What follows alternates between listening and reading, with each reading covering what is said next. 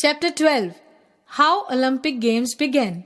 The ancient Olympic Games began in the valley of Olympia in Greece, thousands of years ago.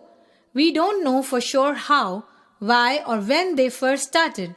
One of the stories about how the Olympics began mentions the great hero Hercules. Hercules was famous for his strength. The king of Mycenae was jealous because Hercules was more famous than him. So he ordered Hercules to do many difficult and dangerous tasks. He was sure that Hercules would die while trying to do them. However, Hercules was not only strong but also very clever. He found ways of completing all the 12 dangerous and difficult tasks. Zeus, the king of gods, was so happy that he took Hercules to Mount Olympus to live among the gods. He also began Olympic Games in the honor of Hercules. Many hundreds of years later, in 1896, a young Frenchman named Baron Pierre de Coubertin started the modern Olympic Games.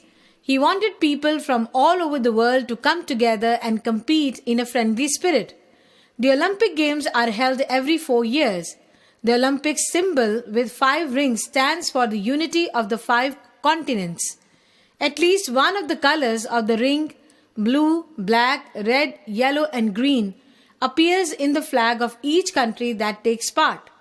The Olympics motto is in Latin Citius, Altius, Fortius. The 3 words mean swifter, higher, stronger. Coubertin felt that it described the aim of great athletes all over the world. Weeks before the games begin, a woman dressed in Greek robes lights the Olympic torch in the Olympia Valley in Greece. Many participants take turn to run with the torch through different countries. The final runner carries it to the stadium just before the games begin. The Olympic flame is then kept burning until the games close. The flame is put out at the closing ceremony. It is time for all the athletes to return home. There are some winners and many losers. They think about the hard work and training that they had to go through to come to the games. And many of them feel happy that although they did not win, they had the chance to compete against the best players in their field. Perhaps they also remember the wonderful advice that Baron Pierre de Coubertin gave. His message to all the Olympics participants was, "The most important thing in the Olympic Games is not to win, but to participate."